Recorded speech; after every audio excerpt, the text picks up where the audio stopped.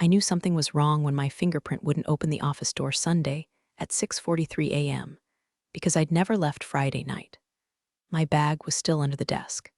My hoodie still damp from the HVAC leak nobody fixed. The coffee filter I'd rinsed in the damn bathroom sink was still perched on a mug that said "Hustle Harder," the company's onboarding gift, like a middle finger in ceramic.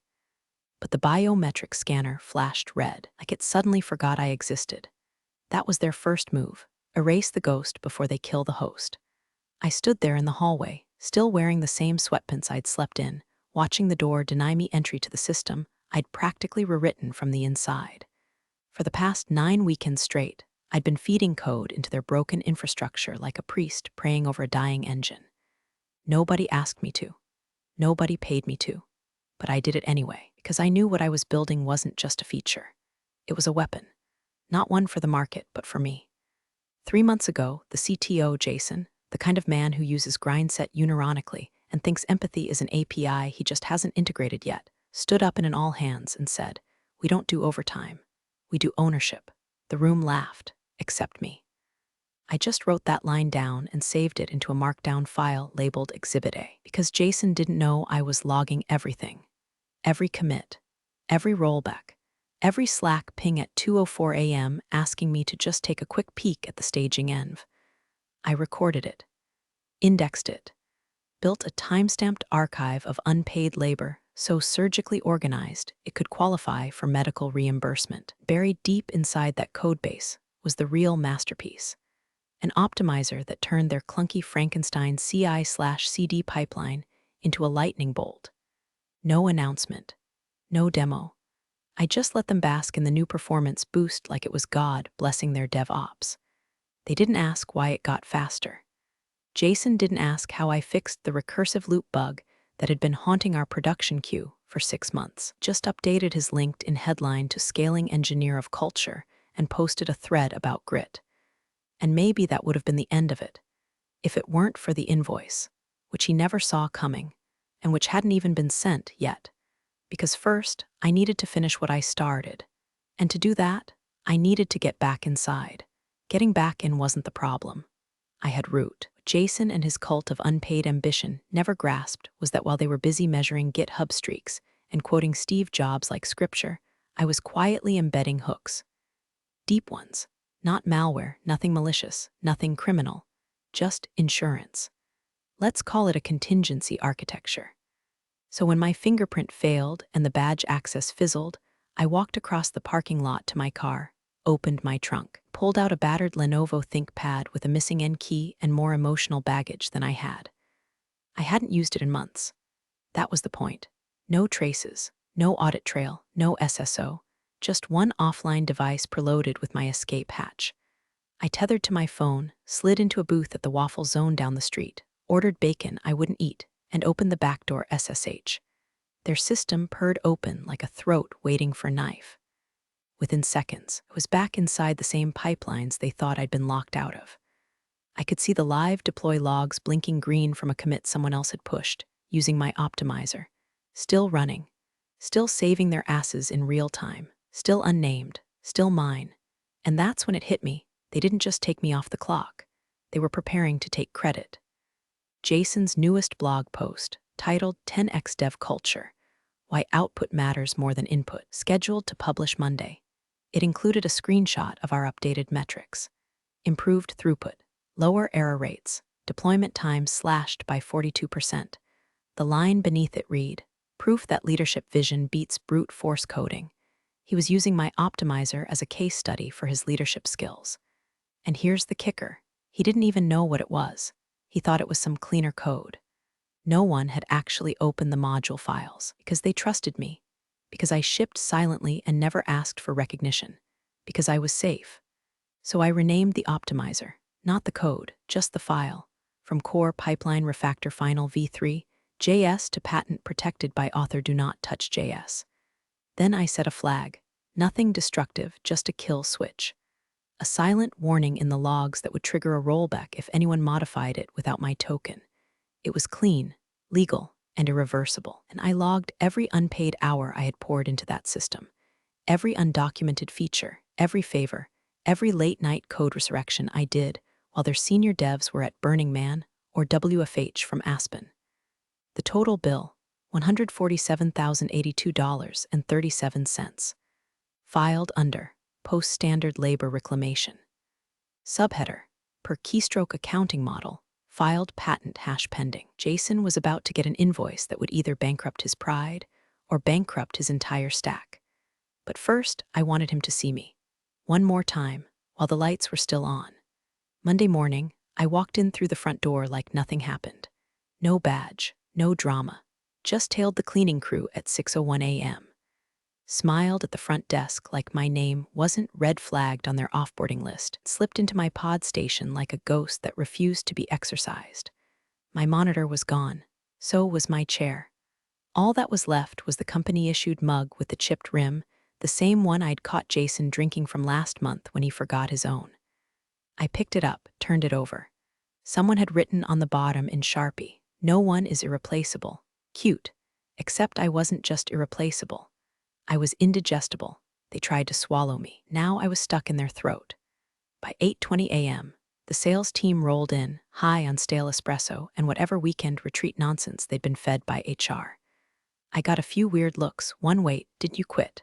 from Curtis in finance and a tight-lipped smile from Lee, the only PM in the building with a soul. Then Jason walked in. Bluetooth earpiece, morning smug. Wearing one of those quarter-zip tech vests like a walking TED talk. Stopped mid-stride when he saw me. His mouth did this twitch thing, half confusion, half calculation. Didn't security, we thought. He fumbled, voice trailing off like his brain hit a null pointer. "I'm just grabbing my notes," I said. "Thought I'd be professional about it." He blinked. "Well, okay, yeah, sure. Of course, totally." But the tremor in his eye told me he knew something was off. He just didn't know how off. That came at 11:14 a.m., right after he wrapped up his Monday check-in and started bragging to the board over Zoom about the breakthrough weekend refactor. I timed it perfectly. Mid-sentence, mid-brag, the system dashboard behind him flickered, and then turned red. A simple message scrolled across the big display screen in front of the whole exec team. Unauthorized use of proprietary algorithm detected. License expired. Optimization withdrawn. Charts tanked in real time. Load times tripled. Queues started failing. Build jobs stalled. Jason spun toward the screen like he could intimidate it into behaving. Then his laptop pinged. "You have one new email." Subject: Outstanding Invoice Patent 934X17A. Per keystroke performance optimization amount due. $147,082.37 from me CC, legal at, HR at, board at, TechCrunch tips at his face went white. Then red.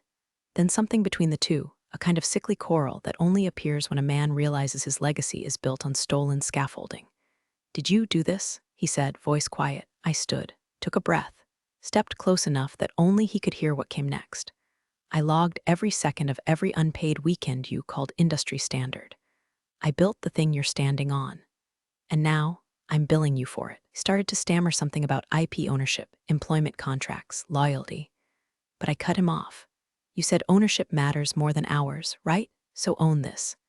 Then I turned and walked out, the echo of my boots following me all the way to the elevator, where 3 interns were watching the dashboard flicker like the apocalypse was beginning. One of them whispered, "Dude, that was badass." I didn't respond.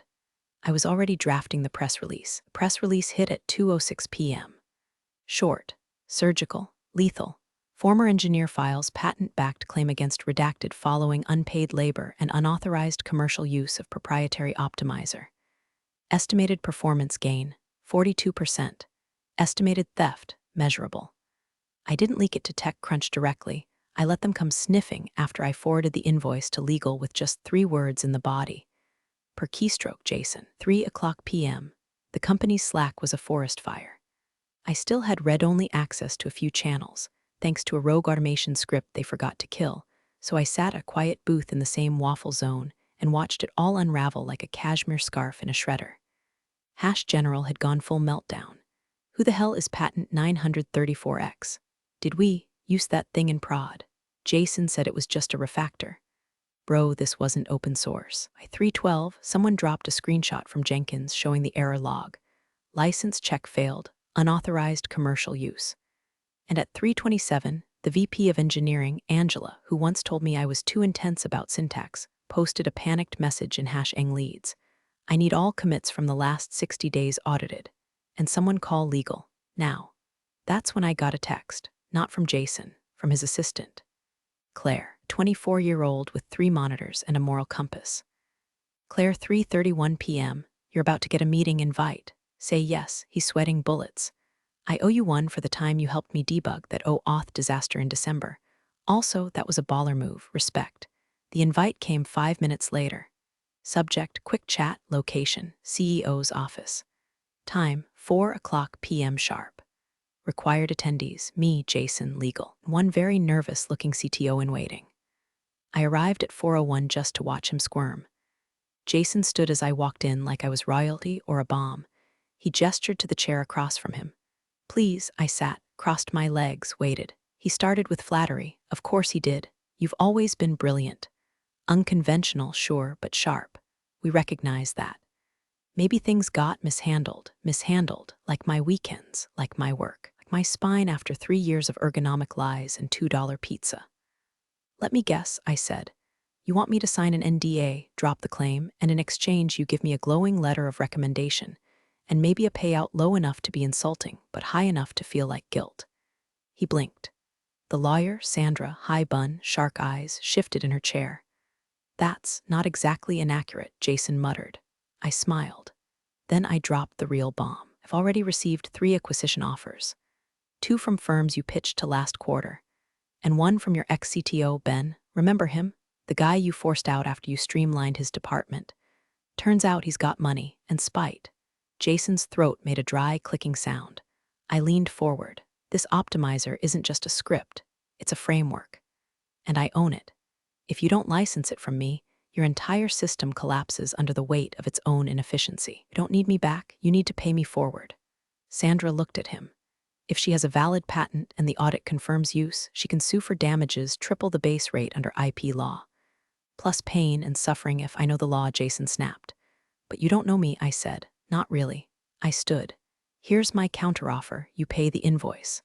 Publicly credit the optimizer. Issue an apology, or I accept Ben's offer. License the tech to every competitor you're terrified of.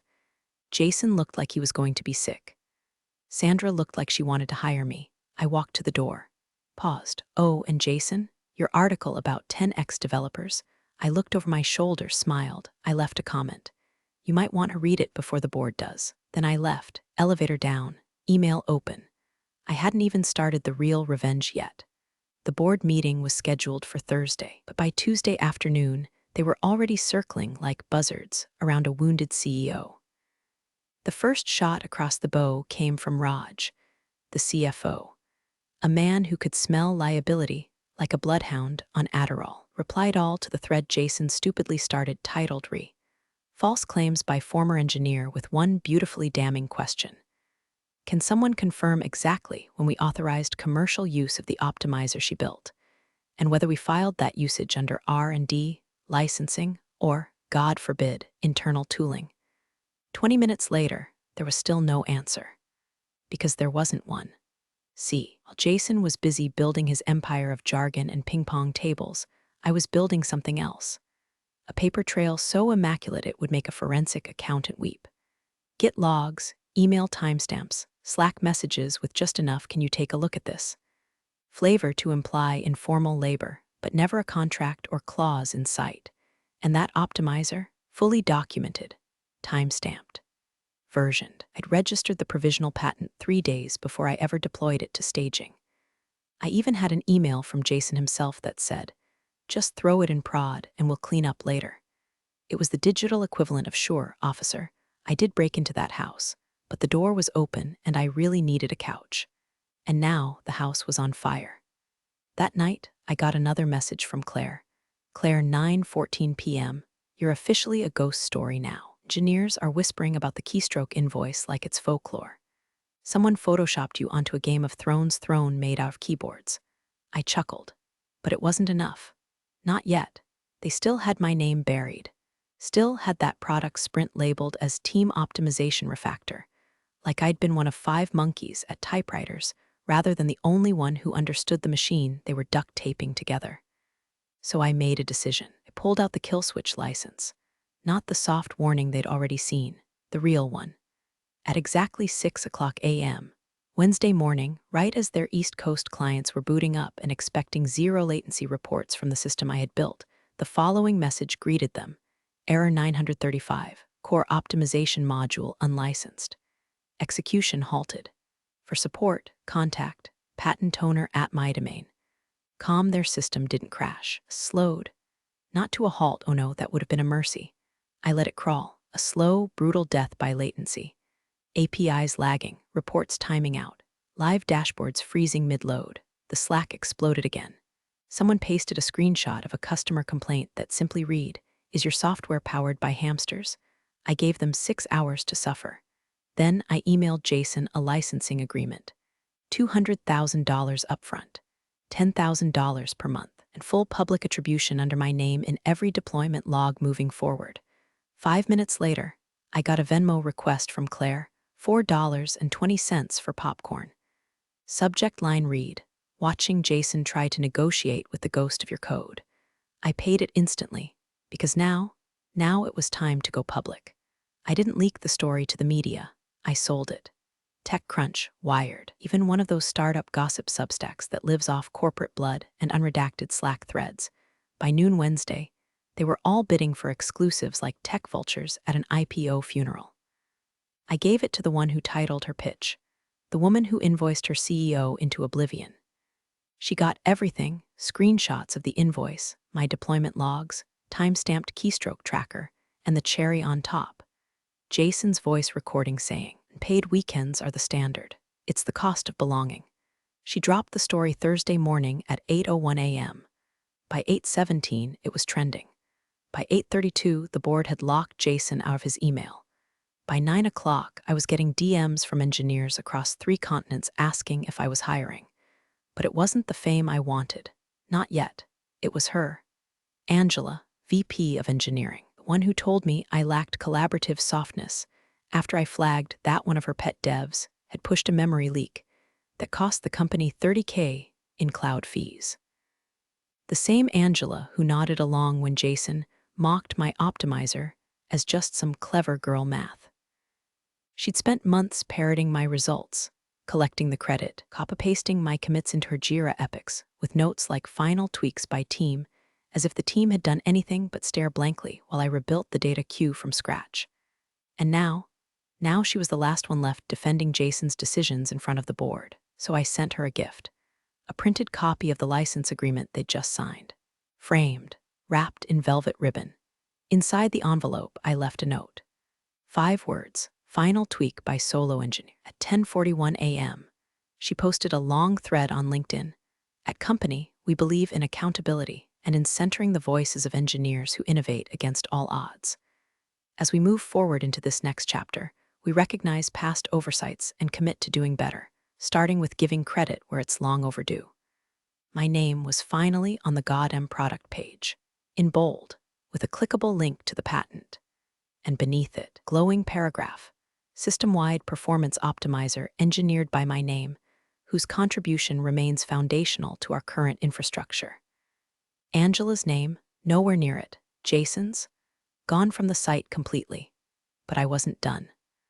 I logged into the system one last time, just to make sure the attribution log was hard-coded in every release note, every endpoint description, every instance the optimizer ran. Because if they were going to keep running my blood-sweat algorithm, they were going to remember whose fingers bled it into existence.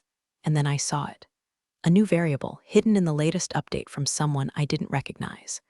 Const thanks to her equals true buried in the code. I stared at it, then smiled. Revenge is nice. But legacy is cleaner. Friday morning, I got a calendar invite titled "Coffee," no sender, no location, just coordinates. I tapped the link. It opened a GPS marker to a rooftop bar I used to haunt before the burnout set in, before Jason started sending me Slack pings at 11 p.m. with quick fixes that bled into sunrise. Before I started sleeping under my desk and dreaming in YAML. I showed up anyway, wore black, no makeup, laptop in my bag just in case. He was already there. Ben, the former CTO, one Jason gutted like a Thanksgiving bird when the board wanted a pivot.